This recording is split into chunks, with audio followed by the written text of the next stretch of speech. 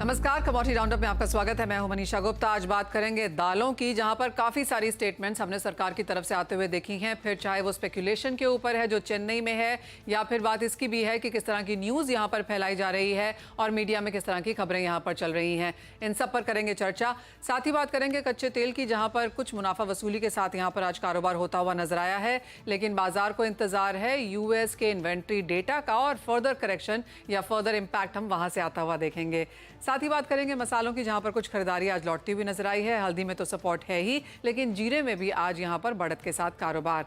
इन सब पर बात करने के लिए हमारे साथ हैं India pulses and grains merchant association के चेयरमैन विमल कोठारी, और साथ ही जुड़ेंगे एचडीएफसी सिक्योरिटीज के हेड ऑफ कमोडिटीज अनुज गुप्ता। आप दोनों का कार्यक्रम में स्वागत है। दालों के साथ शुरू कर लेते हैं। एंड विमल जी, बहुत शुक्रिया साथ जुड़ने के लिए। हम कुछ 2 दिन पहले यहाँ पर रोहित कुमार सिंह जी से बात कर रहे थे और उन्होंने कहा था कि चेन्नई में काफ़ी स्पेकुलेशन की यहाँ पर खबरें मिली हैं। सबसे पहले उसी पर आपसे जानना चाहेंगे। ऑफ कोर्स हमने म्यांमार में वो बात होते हुए देखी, मोजाम्बिक का इशू यहाँ पर आता जाता रहता है। एज ऑफ नाउ माना जा रहा है कि कुछ सॉर्ट हुआ है। और तीसरी जगह जो अब चेन्नई में होर्डिंग की बात आ रही है, आप इसे कैसे देखते हैं? धन्यवाद Manisha ji, thank you for inviting. देखिए, ये रिपोर्ट हमें भी कुछ दिनों से आ रही है कि कुछ लोग वहाँ पे ये स्पेकुलेशन कर रहे हैं, होर्डिंग कर रहे हैं।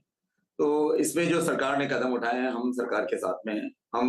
हमारी एसोसिएशन कोई भी तरह की स्पेकुलेटिव एक्टिविटीज को हम एनकरेज नहीं करते हैं।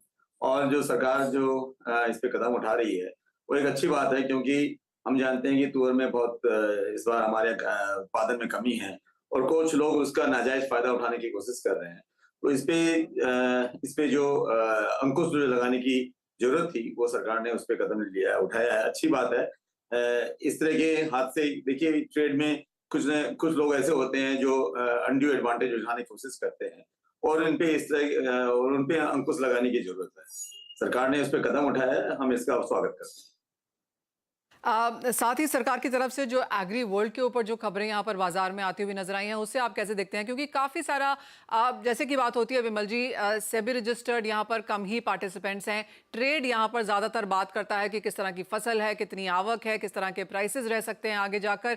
तो ये जो अब एक इंसान के ऊपर या एक एसोसिएशन या एक कंपनी के ऊपर अभी तो यहाँ पर बात आई है, लेकिन जिस तरह से इंडस्ट्री कमोडिटीज़ को स्पेशली भारतीय बाजारों में ट्रीट करती है, अब आगे यहाँ पर किस तरह का रुझान रह सकता है?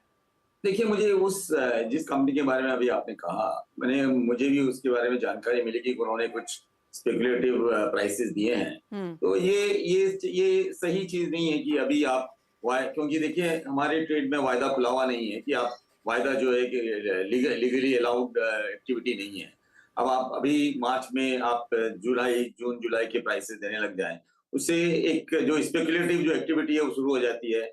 उसमें जो इंटरनेशनल मार्केट में भी जो प्लेयर्स हैं, जो सप्लायर्स हैं, वो भी ये देखते हैं कि हिंदुस्तान में आगे जून में जुलाई में क्या पोजीशन थी, वो उसी हिसाब से वो प्राइस को फिर वो घटाते बढ़ाते रहते हैं। तो मैं समझता हूँ कि ये एक्टिविटी नहीं होनी चाहिए। जो उन्होंने इस तरह की इंफॉर्मेशन दी है वो गलत है। और इस तरह की अगर कोई एक्टिविटी हो भी रही है और जो हमें भी सूचना मिलेगी कुछ लोग ऐसी एक्टिविटी कर रहे हैं, उसको तुरंत रोकना चाहिए। मैं आपके माध्यम से पूरे ट्रेड को अपील करूंगा कि इस तरह की एक्टिविटी में वो इंडल्ज न हो, क्योंकि इससे कुछ लोग जो व्यापारी इस तरह का काम करते हैं, उसकी तरह से पूरे ट्रेड को खामियाजा भुगतना पड़ता है। तो मेरा सबसे निवेदन यही है कि आप इस तरह की स्पेकुलेटिव एक्टिविटी बंद करें। तुअर का जो स्पॉट मार्केट है, आप स्पॉट के हिसाब से बिजनेस करें और इसमें अननेसेसरी स्पेकुलेशन करने की कोशिश न करें। जी, विमल जी, साथ ही साथ जिस तरह का ट्रेड एज ऑफ नाउ है, और रोहित कुमार सिंह जी डायरेक्टली हर बार कहते भी रहते हैं कि तुअर को लेकर चिंताएं हैं, म्यांमार से यहाँ पर आ रहा है, मोजाम्बिक के साथ भी यहाँ पर थोड़ी सी सिचुएशन अब यहाँ पर बेटर होती हुई नजर आई है। तो जिस तरह का अवेलेबिलिटी है, जिस तरह की फसल सामने दिख रही है, जिस तरह के इम्पोर्ट्स हैं, किस तरह की अवेलेबिलिटी आप अब आगे जाता हुआ देखते हैं? देखिए मनीषा जी, तुअर की जो कमी है वो तो बनी रहेगी, क्योंकि हमारे यहाँ उत्पादन कमी है। 12 से 15 लाख टन का जो हमारा डिमांड एंड सप्लाई गैप है वो है। ये वास्तविकता हमको फेस करनी होगी। लेकिन सरकार ने कई अच्छे कदम उठाए हैं। उन्होंने येलो पीस का इम्पोर्ट शुरू किया है। हमारे यहाँ लगभग अप्रैल तक, जो दिसंबर 8 से इन्होंने शुरू किया और 30 अप्रैल तक जो सीमा है आयात करने की, लगभग मैं समझता हूँ 15 लाख टन का इम्पोर्ट इंडिया में हो जाएगा, जो जीरो ड्यूटी पे है। और वो दाल काफी सस्ती है, उसके प्राइस 41 रुपीज होलसेल मार्केट में है। इसके अलावा मसूर आप लीजिए, चना, मसूर की अच्छी उपलब्धता बनी हुई है। हमारे यहाँ भी अच्छी क्रॉप है और इंटरनेशनल मार्केट में भी अच्छी उसकी उपलब्धता है। मसूर की जो एमएसपी है वो 64 रुपीज है, जबकि मसूर यहाँ पे 58 और 58-59 रुपीज में बिक रही है। चने की आवक बढ़ रही है। चना एमएसपी के नीचे या एमएसपी के आसपास बिक रहा है, तो चने की आवक भी अभी अच्छी है। होली के बाद हमें अनुमान था कि चने की आवक बढ़ेगी, तो मोर और लेस सभी दालों में उपलब्धता बनी है। दाम प्राइसेस भी लास्ट अगर आप देखें 1-1.5 महीने में तुअर को मिलाकर सभी जो बाजार हैं सारे स्थिर हैं। इसमें मैं लास्ट 1.5 महीने में मैं नहीं समझता हूँ कि कोई भी दालों में वृद्धि हुई है। राधा दालों में जो भाव है कम हुए हैं, कम से कम सभी दालों में 5 से 7 रुपए किलो की गिरावट आई है। तो उपलब्धता भी बनी हुई है, दाम भी रिजनेबल प्राइस अभी रिजनेबल लेवल पे है और मुझे नहीं लगता कि अभी कोई इनमें तेजी की आशंका कोई ऐसा अनुमान है। जहां तक आपका तुअर ने आपको तुअर के बारे में जो आपने बताया, तुअर जरूर हमारे यहाँ इस बार उपलब्धता की कमी रहेगी, लेकिन हमारे यहाँ दूसरी दालें काफी अवेलेबल हैं। तो आपको पूरे पल्सेस के बास्केट को आपको एज ए होल देखना होगा कि हमारे एज ए होल पल्सेस के बास्केट की क्या सिचुएशन है। अगर एक दाल में कमी है तो बाकी दालें हमारे पास अच्छी मात्रा में उपलब्ध है और उनके प्राइस भी रिजनेबल है। तो मैं समझता हूँ इसमें कुछ डिमांड भी शिफ्ट होगी, क्योंकि बहुत महंगी जब कोई दाल हो जाती है तो कंज्यूमर का जो हमने बिहेवियर देखा है, जो ट्रेंड देखा है, वो दूसरी दालों में शिफ्ट हो जाते हैं। तो मैं समझता हूँ इसमें कोई इतनी चिंता की बात नहीं है। और अब म्यांमार से इम्पोर्ट जारी है और अगस्त से अफ्रीका से भी इम्पोर्ट शुरू हो जाएगा। दूसरे देशों के साथ भी बात हो रही है, ब्राजील और अर्जेंटीना ऐसे देशों से भी बात हो रही है कि वो भी वहाँ तुअर का उत्पादन और तुअर और उड़द का उत्पादन करें, ताकि भविष्य में हमें हमारी जो रिक्वायरमेंट है जो विमल जी, ब्राजील और अर्जेंटीना से यहाँ पर माल जरूर आ रहा है, लेकिन जिस तरह के सूत्रों के हिसाब से खबर मिली है उसके हिसाब से ये है कि इंडिया यहाँ पर कोई कॉन्ट्रैक्चुअल ऑब्लिगेशन में नहीं है, जहाँ तक ब्राजील से खरीदारी की बात है। अभी तक कोई कॉन्ट्रैक्चुअल ऑब्लिगेशन नहीं है। बिल्कुल इस पे बातचीत हो रही है, दोनों सरकारों के बीच बातचीत हो रही है। आईपीजी इसको फैसिलिटेट भी कर रहे हैं। हम भी सरकार से अनुरोध कर रहे हैं कि देखिए, मैं इसमें एक मुद्दे की बात कह रहा हूँ कि देखिए, हमारे यहाँ इस साल जो सरकार के आंकड़ों के अनुसार 330 लाख टन दालों की रिक्वायरमेंट है। मनीषा जी, ये जो रिक्वायरमेंट है लास्ट नेक्स्ट 6 साल में, मतलब 2030 तक लगभग 400 लाख टन की हो जाएगी। और हमारे यहाँ दालों का जो उत्पादन होता है सिर्फ रेनफेड एरिया में होता है, इरिगेटेड एरिया में नहीं होता है। एक खराब मानसून, एक एल नीनो का इफेक्ट हमारी पूरी जो सप्लाई की जो डायनेमिक्स है उसको बदल देता है। इसलिए जरूरी है, एक बहुत अच्छी बात है कि सरकार सेल्फ रिलायंस आत्मनिर्भरता की तरफ बढ़ रही है। हम इसका स्वागत करते हैं और होना भी चाहिए। लेकिन आत्मनिर्भरता का मतलब ये नहीं है कि हमको कॉशस नहीं रहना चाहिए हमें, क्योंकि देखिए हमारे यहाँ एक बहुत बड़ी पॉपुलेशन है, 140 करोड़ लोग हमारे यहाँ हैं और उनके लिए दाल जो एक बहुत बड़ा इंपॉर्टेंट फूड है, एक स्टेपल फूड है। तो इसकी रिक्वायरमेंट हमेशा बनी रहेगी, इसकी रिक्वायरमेंट बढ़ती जाएगी और ऐसा कभी कोई भी ऐसी स्थिति न बनेगी जब हमें इंटरनेशनल मार्केट में जाके दालों को खरीदना पड़े। तो उस समय अगर हम कोई इस तरह का एक एमओयू या हमारी एक अंडरस्टैंडिंग नहीं होगी, तो अचानक अगर हमारे यहाँ 10% की दालों की कमी होती है तो इसका मतलब 40 लाख टन दाल चाहिए। वर्ल्ड मार्केट में आपको 40 लाख टन दाल ढूंढने जाएंगे तो नहीं मिलेगी। तो इसलिए हमारा ऐसा एक सुझाव है कि एक लॉन्ग टर्म पॉलिसी होनी चाहिए, ताकि आप दालों की यहाँ आत्मनिर्भरता की तरफ बढ़े और हमारा कुछ ओरिजिन्स के साथ में एक अंडरस्टैंडिंग होना चाहिए कि तो हमारे लिए कुछ दालें वो बराबर जो हमारे लिए जो दालें हैं उत्पादन करें, ताकि कोई भी जो इवेंचुअलिटी होती है हम उन दालों को वहां से खरीद सकते हैं। एब्सोल्युटली। विमल जी, एक फाइनल सवाल, और तुअर को लेकर हमने देखा है कि पिछले 8-10 महीने, एक्चुअली मुझे याद है जब इब्जा की लास्ट कॉन्फ्रेंस थी उस समय से जैसे ही ये मुद्दा गर्म हुआ है हमने बिल्कुल इसे स्लो डाउन होते हुए देखा ही नहीं है। वो पहली बार था जब रोहित कुमार सिंह जी ने बात भी करी थी कि दालों में यहाँ पर स्पेशली तुअर में यहाँ पर स्पेकुलेशन ना की जाए। पूरा एक साल ऑलमोस्ट 6-8 महीने तो फॉर श्योर हो गए हैं उस चीज़ को। आप कैसे देखते हैं? आपको लगता है कि ट्रेडर्स के अलावा भी यहाँ पर स्पेकुलेटिव एक्टिविटीज़ हैं, होर्डिंग हैं, not just in the country, outside as well? I mean, किस तरह की सिचुएशन बन गई है कि सरकार के इतनी कोशिशों के बावजूद भी हमने देखा है कि होर्डिंग यहाँ पर रुकती हुई नजर नहीं आ रही है। ये सिचुएशन से अब इसका निकाल क्या है? ये जो तुअर का जो उत्पादन है हमारे यहाँ 2 साल से 3 साल से लगभग अफेक्टेड हो रहा है और हम देख रहे हैं जितनी हमारी रिक्वायरमेंट है वो हमारी पूरी नहीं हो रही है हमारे उत्पादन से। इसलिए तुअर बराबर हम इंपोर्ट कर रहे हैं। और ये जो स्पेकुलेटिव एक्टिविटीज है, जब इस तरह की सिचुएशन बनती है तो अक्सर हम देखते हैं, ये तुअर की बात नहीं है, कोई भी दाल हो, अगर कोई भी दाल में इस तरह की जब सिचुएशन बनती है तो कुछ स्पेकुलेटिव एक्टिविटी कुछ ट्रेडर वो जो हिंदुस्तान में हुआ, हिंदुस्तान के बाहर हो, वो उसका एडवांटेज उठाने की कोशिश करते हैं। इसमें सरकार ने सराहनीय कदम उठाए हैं। मैं समझता हूँ कि इस तरह के कदम उसका इसका देखिए कोई लॉन्ग टर्म इसका कोई सॉल्यूशन नहीं होता है। इस तरह की जो कुछ ट्रेडर जो होते हैं, जिनको जो एक जिनकी वो आदत से मजबूर है कि वो इस तरह की एक्टिविटी करेंगे, तो इससे जो सरकार इस तरह के कदम उठा रही है, इससे उनको वार्निंग मिलेगी, इससे वो और अगर ऐसे कदम और ऐसे इन कदमों से वो इस तरह की जो एक्टिविटी है उसमें रोकने में काफी इसमें सफलता मिलेगी। तो मैं समझता हूँ ये देखिए इसको लॉन्ग टर्म में इसका सॉल्यूशन नहीं होता है। जैसे जिस तरह की अगर एक्टिविटी होती है उसी समय ये कदम उठाने पड़ते हैं और सरकार इसके लिए कदम उठा रही है, जो मैं समझता हूँ बहुत सही है और बहुत सराहनीय है। विमल जी, आपको क्या लगता है ओवरऑल बाजार में जिस तरह से कंपनीज यहाँ पर प्राइस व्यूज देती हैं, ट्रेड भी करती हैं, स्पेकुलेट भी करती हैं, किनको ये होना चाहिए अथॉरिटी की वो आके यहाँ पर प्राइसेस की बात कर सकें या फिर एक फ्यूचर ट्रेंड यहाँ पर डिस्कस कर सकें?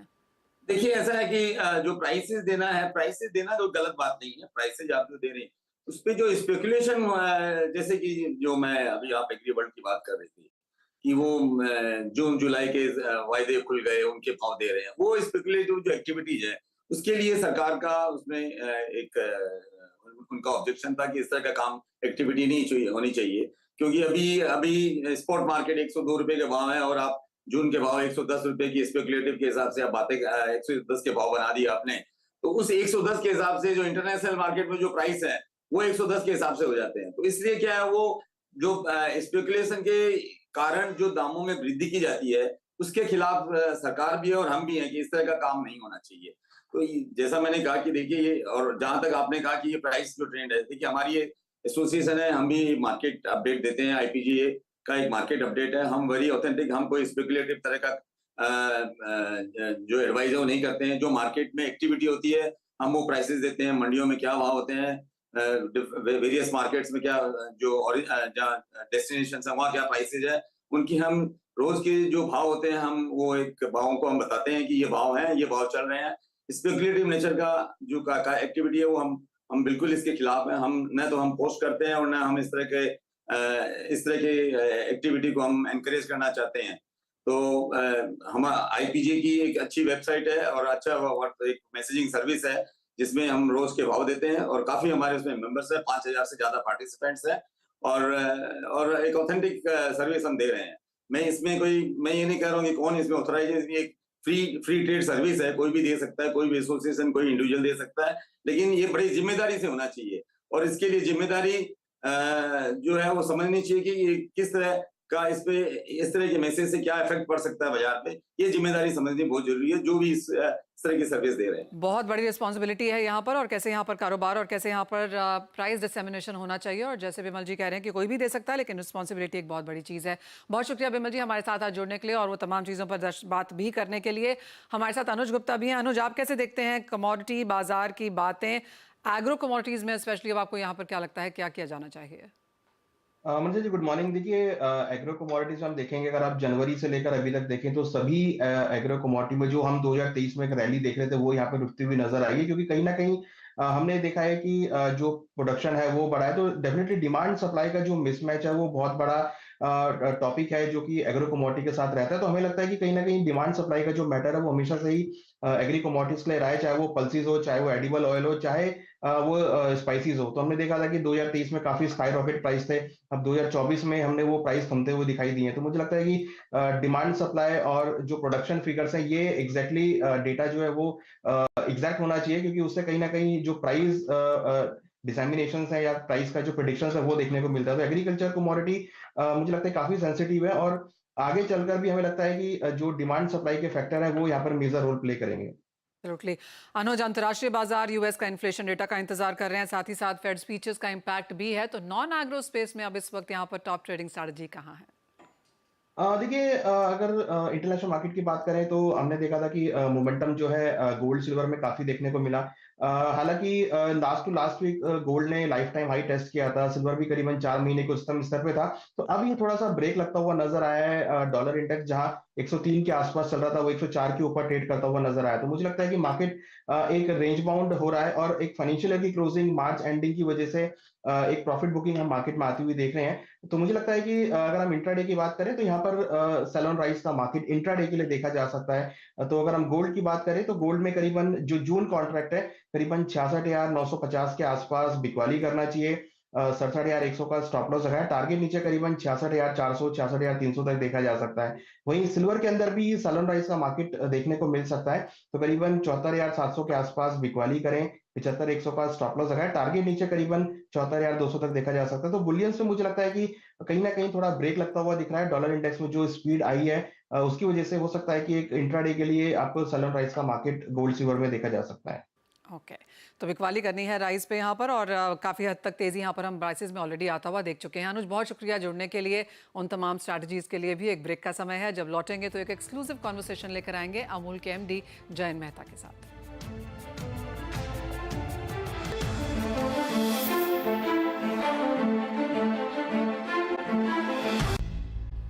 स्वागत है आपका। आप देख रहे हैं एक एक्सक्लूसिव कॉन्वर्सेशन। जो हमारे साथ जुड़ रहे हैं उसके लिए अमूल के एमडी जयन मेहता। मिस्टर मेहता, अमूल अब अमेरिका में अपना कारोबार बढ़ाने की कोशिश में है। इसके लिए अमेरिका में आपने करार भी कर लिया है। इस पर और कंपनी की FY25 की प्लानिंग के लिए अब आपको क्या नज़र आता है आगे जाकर, और ये जो US में फोरे है इसके क्या मायने हैं? पता थे, वो बड़ी खुशी हो रही है कि हमने यूएस में वहाँ पे 108 साल पुरानी एक डेयरी कोऑपरेटिव है, मिशिगन मिल्क प्रोड्यूसर्स एसोसिएशन, उनके साथ करार किए हैं अमूल के दूध और फ्रेश प्रोडक्ट्स लॉन्च करने के लिए। तो जैसे हम भारत में पीते हैं अमूल गोल्ड, तो 6% फैट वाला दूध यूएस में पहली बार लॉन्च होने जा रहा है। साथ में अमूल शक्ति, अमूल ताजा, अमूल स्लिम एंड ट्रीट, और उसकी कुछ समय बाद ही अमूल दही, अमूल छाछ, अमूल पनीर और फ्रेश प्रोडक्ट्स भी हम यूएस के मार्केट में लॉन्च करेंगे। यूएस एक काफी डेवलप्ड मार्केट है, और उसमें जो हमारे भारतीयों की बस्ती, जिसे हम इंडियंस और एशियन ओरिजिन वाले लोग कहते हैं, उनके लिए भारत के दूध के स्वाद का कोई ऑप्शन अभी तक नहीं था। तो ये कमी को दूर करने के लिए हम इस मार्केट में उतरे हैं। आपने सही बताया, पिछले 25 साल से यूएस के बाजारों में अमूल मक्खन, अमूल घी, अमूल चीज, अमूल पनीर, श्रीखंड वगैरह तो एक्सपोर्ट करते ही हैं, जो भारत में बन के वहां जाता है। बट फ्रेश प्रोडक्ट्स के लिए हमने वहां की सहकारी डेयरी से टाई अप किया है, और हम विश्वास रखते हैं कि वहां के प्रोडक्ट, वहां के कंज्यूमर्स को, भारतीय के साथ साथ मेन स्ट्रीम के कंज्यूमर्स को भी हमारे प्रोडक्ट्स और स्वाद उसके पसंद आएंगे, और हम अमूल का जो व्याप है उसको बढ़ाने में कामयाब रहेंगे। आप जानते हैं, माननीय प्रधानमंत्री जी ने हमारे सुवर्ण जयंती अवसर पे अमूल के और हमारे 36 लाख किसानों को आह्वान किया था कि अमूल को विश्व की सबसे बड़ी डेयरी बनना चाहिए। तो उसी दिशा में ये एक छोटा सा कदम है, और हम आशा रखते हैं कि धीरे धीरे करके जो राष्ट्रों में अमूल के प्रोडक्ट्स और फ्रेश प्रोडक्ट्स नहीं जा रहे हैं, वहां पे भी इसी तरह से हम आगे बढ़े, ताकि ब्रांड वैश्विक बने, और साथ साथ में हमारे जो दूध उत्पादक हैं उनको भी इस वैश्वीकरण का फायदा मिले। जैन, अगर आगे की बात करें तो हमने अच्छा खासा टर्नओवर यहाँ पर अमूल की तरफ से आता हुआ देखा है। अब आगे जाकर किस तरह की ग्रोथ की एक्सपेक्टेशंस रखी जाएं? अब जो ग्रोथ की स्टोरी है अमूल की डबल डिजिट की, वो तो बरकरार है, और साथ में इस जिस हिसाब से हमारे पास दूध में बढ़ोतरी हो रही है, और किसान जो जितने जुड़ रहे हैं हमारे गुजरात और गुजरात के बाहर, तो मुझे बड़ा विश्वास है कि ये डबल डिजिट ग्रोथ का जो हमारा एक अपॉर्चुनिटी है उसको हम अचीव करते रहेंगे। और अगले 2 साल में हमारा जो टारगेट है 1 लाख करोड़ का, अमूल ब्रांड इसी साल, पिछले साल 72,000 करोड़ का टर्नओवर था, इस साल 80,000 करोड़ के आसपास होगा, और मुझे विश्वास है कि जो हमने टारगेट लिया था 2 साल में 1 लाख करोड़ का, वो हम अचीव कर पाएंगे। साथ ही एक फाइनल सवाल मिस्टर मेहता, और ये है समर सेल्स को लेकर। अगर इस सीजन की बात की जाए तो इस बार गर्मियां ज़्यादा हैं, आगे जाके हीट वेव की बात की जा रही है, और आपने काफ़ी समय से दूध के प्राइसेस भी नहीं बढ़ाए हैं, लेकिन बाजार को ये कंसर्न ज़रूर है कि क्या बहुत जल्दी ये भी होने वाला है कि एज ऑफ नाउ थोड़ा सा एश्योरेंस के साथ बैठ सकते हैं?